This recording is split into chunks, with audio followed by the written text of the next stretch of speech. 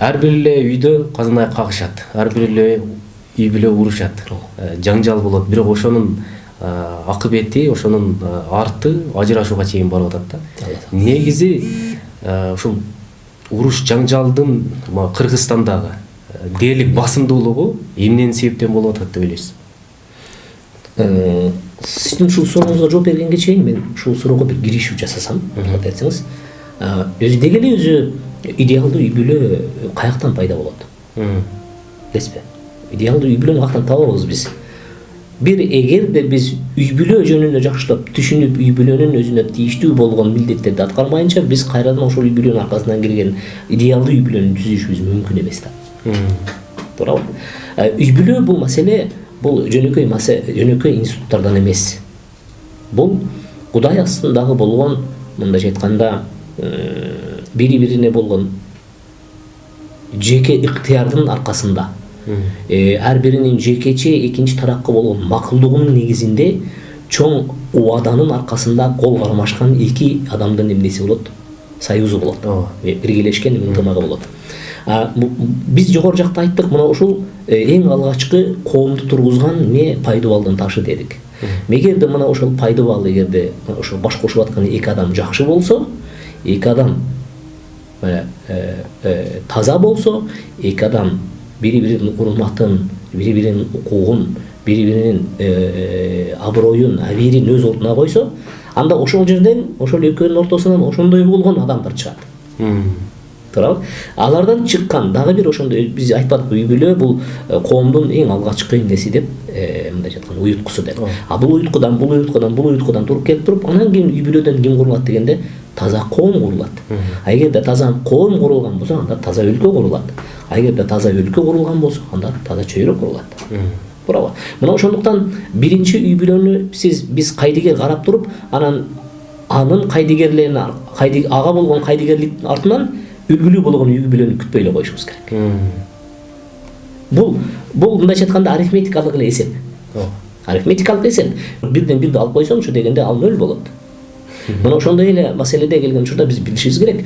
Бүгүнкү күндөгү ошол үй бүлө ичиндеги болгон эркектей болгон жоопкерчилигин сезбесе, аялдай болгон өзүнүн жоопкерчилигин сезбесе, же эркектей болуп өз укугун билбесе, же аялдай болуп өз укугун билбеген болсо, анда алардын артынан ким келиши мүмкүн? Туурабы? Алардын артынан дал ошондой болгон бузуку, же болбосо өзүн өзү эптей албаган, өзүн өзү коргой албаган, өзүн өзү тарта албаган, же өзүн өзү мындайча айтканда татыктуу алып жүрө турган үй бүлө турушу мүмкүн эмес. Биз эч качан кыял менен шаар курбашыбыз керек. Кыял менен шаар курулбайт. Шаар түз устанын, чебердин, баштоонун, акылдуунун, же болбосо иштермандын эмгегинен анан эме болот? Шаар курулат. Кыялдагы шаарлар баардыгы жомокто. Баарысы жомокто жашайт. Ошондуктан биз бүгүнкү күндө үй бүлө маселесине келген учурда кыялдан алыс болушубуз керек.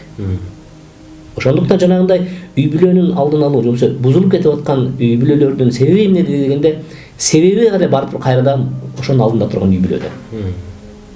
Көрдүңүзбү? Бул айтканда, муну көпчүлүк бүгүнкү күндө ар кандай жоромолдорду жасашат. Бүгүнкү күндөгү экономикалык абал дешет. Мен буга жообум бар. Анда биздин 30-жылдарда, 20-жылдарда, 25-жылдарда, мындан 100 жыл мурда бул ата-энелерибиздин экономикалык акыбалы кандай болгону десек, эшиктин астына байлап койгон бир уй менен эле бир жылкыны же бир бенин сабы чыгып отуруп эле 10дон 8ден баланы чоңойтушкан эле. Эмне үчүн алар экономикалык көйгөйгө калтырбастан келип туруп бүгүнкү күндө эмне биз бардык нерсени экономикага байлашыбыз керек. Бул биринчиден.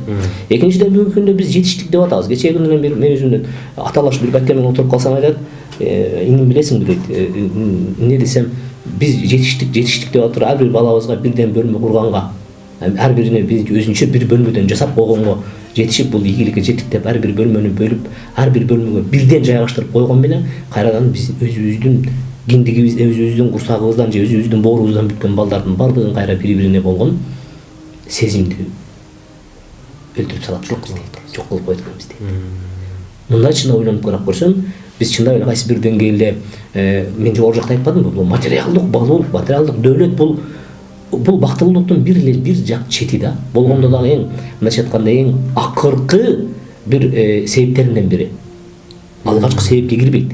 Биз аны алгачкыга коюп алганбыз. Аны биз алгачкыга коюп алганбыз дагы натыйжасында эмнеге жетиштик дегенде ошондой ар бир бөлмөгө өзүнчө кызыбызды отургузуп, ар бир бөлмөгө өзүнүн балабызды отургузуп, ол бала бир туугандар үйдүн ичинде отуруп алып туруп, бири-биринен буюм талашып, бири-биринин бөлмөсүнө киргизбей, бири-бирине сен укугуң жок бул жака кирген, бири-бирине менин буюм менин үчүн уруксатсыз тийишесиң деген сөздөрдүн аркасында. Аны сүйлөшүп отуруп чындап эле.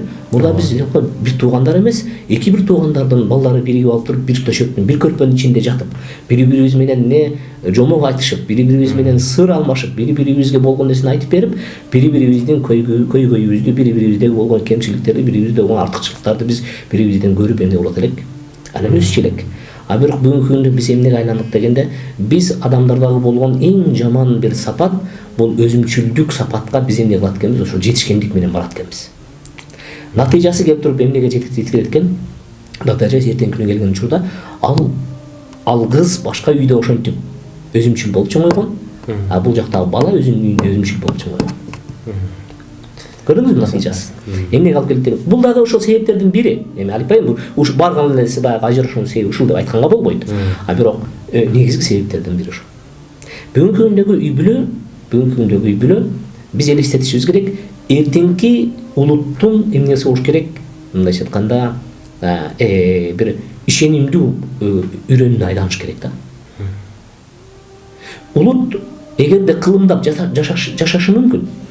Кайсыл шартта дегенде, ошол үй бүлөгө таандык болгон багыттар же болсо негиздерди, үй бүлөгө таандык болгон чектерди, үй бүлөгө таандык болгон укук милдеттерди таануу менен анан улут кылымдап жашашы мүмкүн. Ансыз ал улуттун улут болбой калуусу бул эмне? Бул коркунучта калат. Түшүнүктүү.